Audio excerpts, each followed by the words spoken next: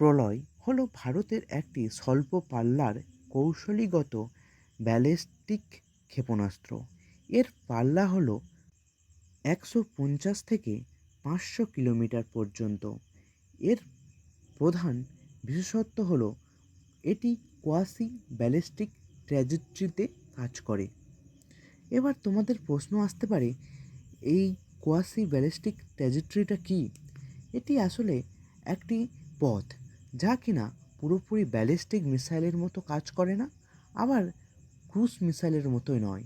এটি fighter jet থেকে launch হওয়ার পরে অ্যাটমসফিয়ারের মধ্যে মিসাইলটি থাকে, কিন্তু কিছুটা ব্যালিস্টিক মিসাইলের মতো আচরণ করে।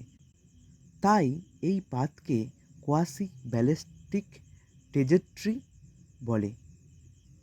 যদি তোমার দিকে কোনো যুদ্ধ বিমান আসে, তাহলে তুমি কি করবে নিজেকে রক্ষা করতে? তার উত্তর হলো অস্ত্রা, যা অনেক প্রকার। প্রথম হলো অস্ত্রা MK-1, যা 110 কিলোমিটার পাল্লার একটি 4.5 মার্ক গতি সম্পন্ন মিসাইল। অস্ত্রা মার্ক 2 এর পাল্লা হলো 160 থেকে 240 কিলোমিটার পর্যন্ত, এবং অস্ত্রা 3 এটি সলিড ফুয়েল ডাক্ট র্যামজেট ক্ষেপণাস্ত্র, যার পাল্লা 340 কিমি। এটি শত্রু দেশের অ্যাওয়াক্স অ্যান্ড রিফুয়েলার বিমানকে ধ্বংস করতে সক্ষম। পাকিস্তানের নিউক্লিয়ার হুমকির ভারতের জবাব হলো BMD, অর্থাৎ ব্যালিস্টিক মিসাইল ডিফেন্স সিস্টেম। আক্রমণাত্মক ক্ষমতার পাশাপাশি ভারতের প্রধান শহরগুলির রক্ষা করার জন্য একটি ত্রিস্তরীয় ক্ষেপণাস্ত্র প্রতিরক্ষা গড়ে তোলা হয়েছে। পাকিস্তানের গাজনি বা শাহিন এবং চীনের দূরপাল্লার ক্ষেপণাস্ত্রের হুমকি মোকাবিলায় এই ব্যবস্থাটি অত্যন্ত গুরুত্বপূর্ণ। এই প্রোগ্রামকে দুটি পার্টে ভাগ করা হয়, একটি হলো ফেজ 1 এবং অন্যটি হলো ফেজ 2।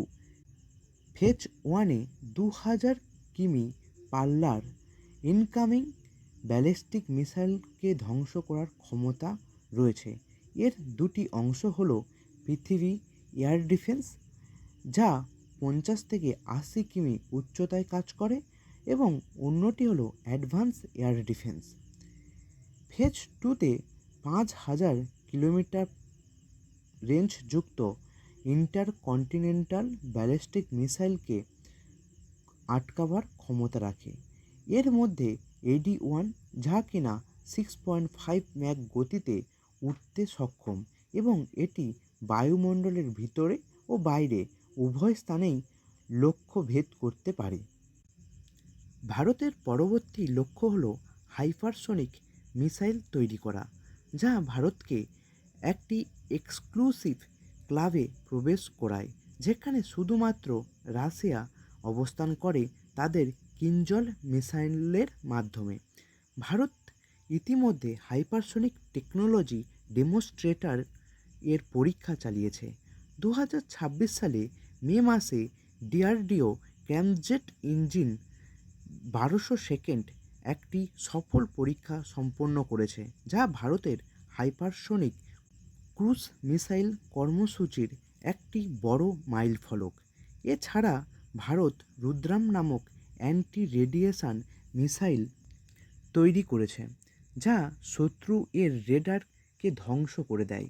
এটি ভারতের ডেট বা destruction of enemy air defence মিসাইলের জন্য বড় অস্ত্র।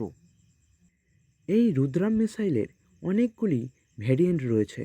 এর মধ্যে রুদ্রাম 3 ভারতের জন্য অত্যাধিক গুরুত্বপূর্ণ, কারণ কোনো দেশের চোখ কান হয় একটি রেডার, যা কিনা আগত ব্যালিস্টিক মিসাইল এবং আগত ফাইটার জেট থেকে দেশকে সুরক্ষা প্রদান করে। কিন্তু যদি এই রেডারকেই কেউ ধ্বংস করে দেয়, তাহলে সেই দেশটি প্রতিরক্ষা হারা হয়ে পড়ে। তাই রুদ্রাম-3 ভারতের জন্য একটি অত্যন্ত গুরুত্বপূর্ণ মিসাইল, যা কিনা হাইপারসনিক স্পিডে ফ্লাই করতে সক্ষম এবং শত্রুর রেডার সিস্টেমকে ধ্বংস করতে সক্ষম হবে। এবার একটা প্রশ্ন আসতে পারে যে ভারত প্রতিনিয়ত একের পর এক ভয়ানক মিসাইলের পরীক্ষা চালাচ্ছে বা তার অস্ত্রাগারে একের পর এক ভয়ানক মিসাইলের স্টক বাড়িয়েই চলেছে। কেন ভারত এইরকম কাজ করছে? যেখানে ভারতের প্রথম কথা হলো বসুধৈব কুটুম্বকম, অর্থাৎ বিশ্ব আমাদের আত্মীয়। তাহলে ভারত এরকম কেন করে? তোমরা যদি ঠাকুরকে দেখো তাহলে দেখবে ঠাকুর সবসময় একটি হাতকে বাড়িয়েই থাকে সবাইকে আশীর্বাদ করার জন্য, কিন্তু অন্য হাতে সবসময় একটি ভয়ানক হাতিয়ার ধারণ করে, যা বোঝায় যে ভালোবাসায় যদি কাজ না হয় তাহলে অস্ত্রও ধরতে হয়, নয়তো বাঁশুরি বাদক শ্রীকৃষ্ণ কুরুক্ষেত্র হতে দিত না। তাই তো ভারতের ক্ষেপণাস্ত্র কর্মসূচি কেবল যুদ্ধের প্রস্তুতি নয়, এটি শান্তি এক রক্ষা কবচ। ডক্টর এপিজে আব্দুল কালামের সেই স্বপ্ন আজ বাস্তব রূপান্তরিত হয়েছে, যেখানে ভারত তার সার্বভৌমত্ব রক্ষায় কারোর সাহায্যের অপেক্ষায় থাকে না। ইন্টিগ্রেটেড মিসাইল প্রোগ্রামের সেই ছোট্ট শুরু আজ MIRV টেকনোলজি, হাইপারসনিক এবং আন্তর্মহাদেশীয় ব্যালিস্টিক ক্ষেপণাস্ত্রের এক বিশাল যজ্ঞে পরিণত হয়েছে। ভারতের মেকিং ইন্ডিয়া এবং আত্মনির্ভর ভারত সংকল্পের উজ্জ্বলতম উদাহরণ হলো এই ক্ষেপণাস্ত্র সমূহ। একদিন অগ্নি-5 এর কৌশলীগত উৎক্ষেপণ এবং অন্যদিকে ব্রহ্মোস ও আকাশের মতো নির্ভুল আক্রমণাত্মক ক্ষমতা ভারতকে দক্ষিণ এশিয়ার এক স্থিতিশীল শক্তি হিসাবে প্রতিষ্ঠিত করেছে। আগামী দিনে হাইপারসনিক মিসাইল এবং কৃত্রিম বুদ্ধিমত্তা সমৃদ্ধ গাইডেন্স সিস্টেম ভারতের এই সামর্থ্যকে আরও বহুগুণ বাড়িয়ে দেবে।